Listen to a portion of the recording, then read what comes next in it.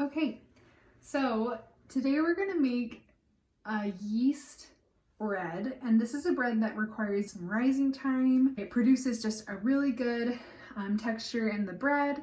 It's a little different from a quick bread like a muffin. And so the ones that I'm gonna make today are baguettes, and this is a recipe from the Food Nanny. And it's a very quick recipe. I like it a lot because the dough doesn't have to rise for a long time.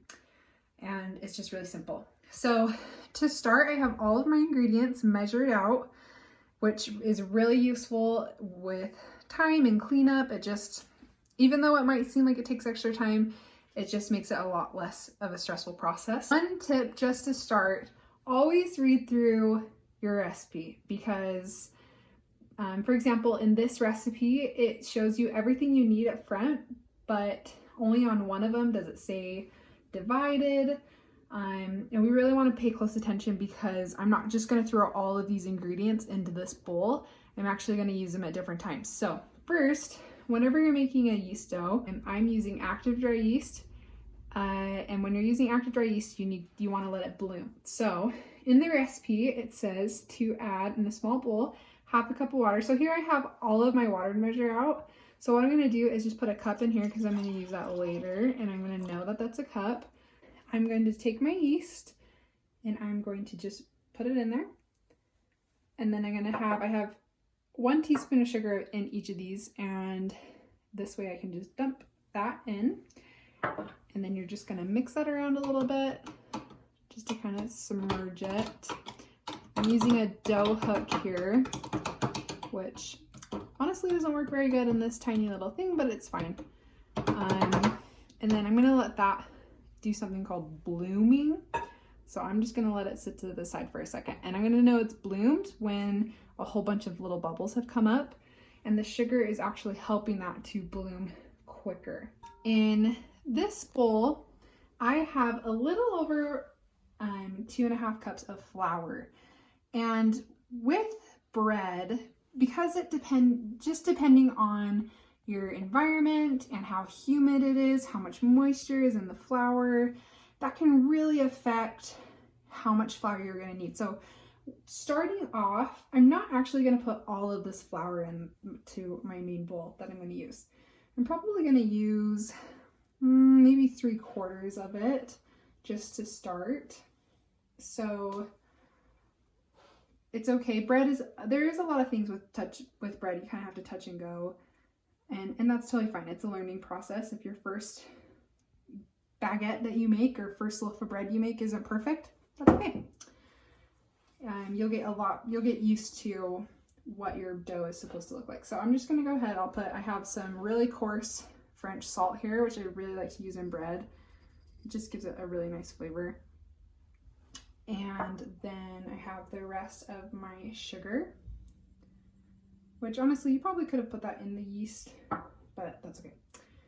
And then the water, I'm not gonna dump in all at once. I need to gradually add it.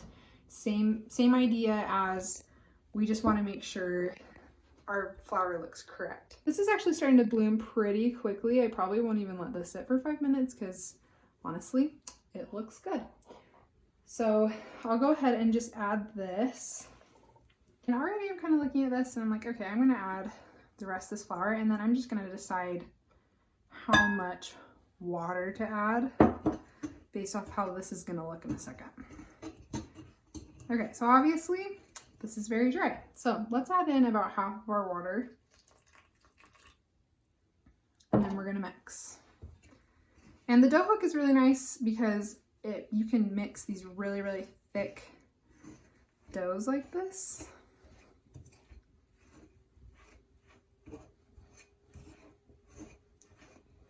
And then once this starts coming together, I will eventually use my hands so we can start kneading it. I'm gonna get a little more water in there.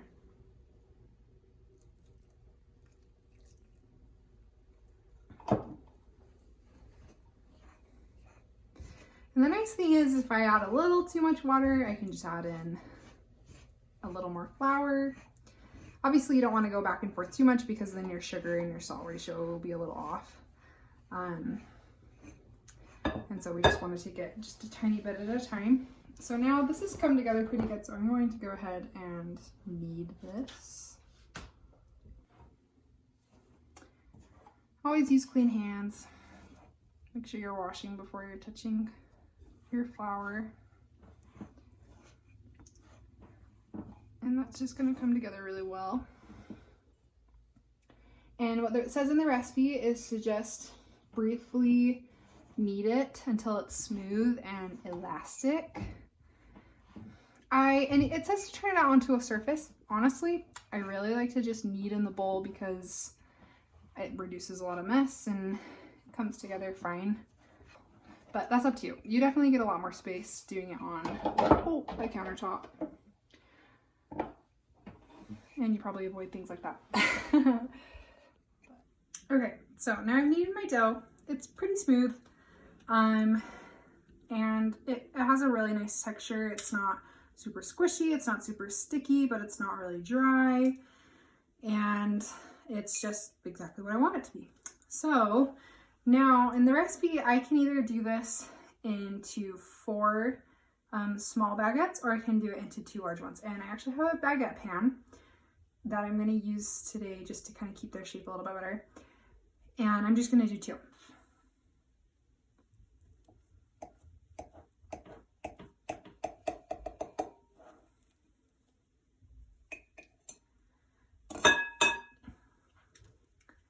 And then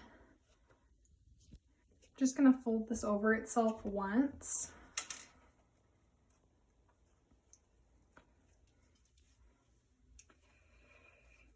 Okay, so it's about the right size.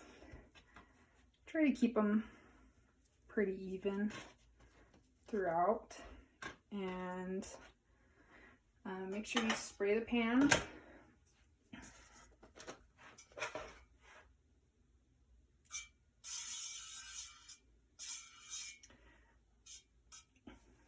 And then we'll put that in there, and we'll do this to the other one, but I'll just do that off camera. And then you'll just score it down the middle, which will give it a good chance to release gas and while it's cooking, and give it a very signature baguette look. So right now it doesn't look like very much, it looks pretty small, but I'm gonna finish this one and then we're gonna put it, do the exact same to the other one. And then after that, I'm gonna cover it with, and you could use a damp towel or just you want something lightweight. I actually really like to use plastic wrap, but just something to cover it so it doesn't get really dry on top. And we're gonna let it rise for about 15 minutes or just till it's doubled in size. And then we're gonna throw it in the oven and bake it. Okay, these have just about doubled in size now, and it's really handy because, and this is part of the reason why I love this recipe, is this only has to rise once, and in the time it takes for these to rise, the oven can be heating up. I also put that dish of water in the oven when I started heating it up so it could create some steam safely in the oven. Just as a safety tip, never spray water into a hot oven because it can crack the glass door and that would be really bad. So just putting that dish of water in there, that can create a little bit of steam, which can create a really nice crust on these baguettes. Okay, so our baguettes are done. And as you can see, they got a little extra brown, and it's because I noticed that the bottoms were not getting done. You want to cook these until they feel hollow inside. And one thing that I learned is when you're doing the shallow water pan, don't put it directly underneath the bread because it's gonna get it will stay moist underneath, and so the top's gonna brown a little bit quicker than it's gonna finish inside. But otherwise, this is pretty much what you want them to look like. They could look a little bit less browned if you want them to, but honestly, if they sound hollow, then they're done. And you can brush these with butter, eat them with some jam, eat them with a sandwich. Lots of different ways to eat these, but that is our baguette recipe, our yeast recipe. So go and try and make it for yourselves.